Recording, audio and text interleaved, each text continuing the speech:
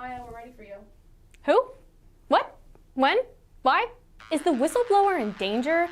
What should we do about the spotted lanternflies? Plus, a helicopter crashed in Pennsylvania? From WHIP News, I'm Amelia Winger, and this is your WHIP News Crackdown.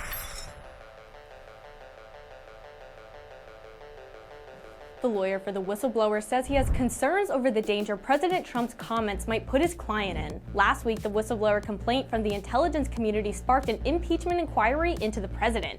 Since then, the president has made more than one remark asking for the whistleblower to be identified. Lead attorney Anthony Bakaj says he believes that the whistleblower may be publicly identified and put in harm's way.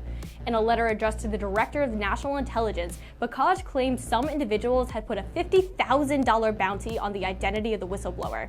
In a tweet on Sunday, President Trump says that he believes he deserves to meet his accuser. Representatives from Joe Biden's presidential campaign sent a letter asking major TV networks to stop booking Rudy Giuliani. In the letter, campaign officials addressed shows on ABC, CBS, NBC, MSNBC, CNN, and Fox News Channel. They claimed that by giving Giuliani airtime, the networks were allowing him to spread lies, specifically about the Biden campaign. The letter asked if a campaign surrogate could get equal airtime in order to address the claims made by Giuliani on several Sunday shows. Giuliani responded on his Twitter account, saying that he had important facts that the Democratic media is trying to silence. A helicopter crashed in a Pennsylvania fairground on Saturday night, injuring the 3 people inside.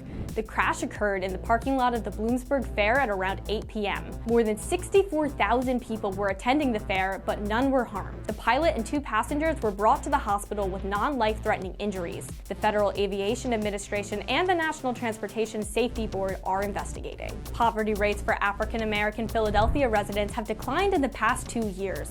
New U.S. Census data found that the number dropped by about 10,000 people between 2016 and 2018. Philadelphia's poverty rate is now at 24.5%, the lowest it's been since 2008. In a news release, Mayor Kenney said that the numbers give him confidence in its strategies to reduce poverty. Temple students received 3 TU alerts for separate instances last Thursday. Police responded to 2 armed robbery attempts and a report of shots being fired near Temple's campus. All 3 incidents were unrelated. In one incident, 2 men robbed a man in his 40s of $2,000 near the intersection of 16th and Jefferson Streets. In a second incident, 2 other men approached and attempted to rob a Temple student at 17th and Norris Streets. Police also responded to a report of shots fired near Tioga Street and Germantown Avenue. 41-year-old Timothy Holmes was arrested for the first incident. No injuries were reported for any of the others. The spotted lanternfly has been seen all over Temple University, specifically Morgan Hall. They're an invasive species from China and cause serious harm to trees and plants. Because they lay eggs on any surface, they have easily spread throughout southeast Pennsylvania, including Temple. However, Glenn Eck, Temple's Associate Director of Grounds Operations, is not worried. He stated that, quote, "The trees he manages have sustained invasions like these before. Since they are mostly a nuisance and congregate on trees, he said that the most effective method is to squish the insects and report swarms." That's all the time we have for today. Join us next week for more of the news that you care about. From WHIP, I'm Amelia Winger, and this has been your WHIP News Crackdown.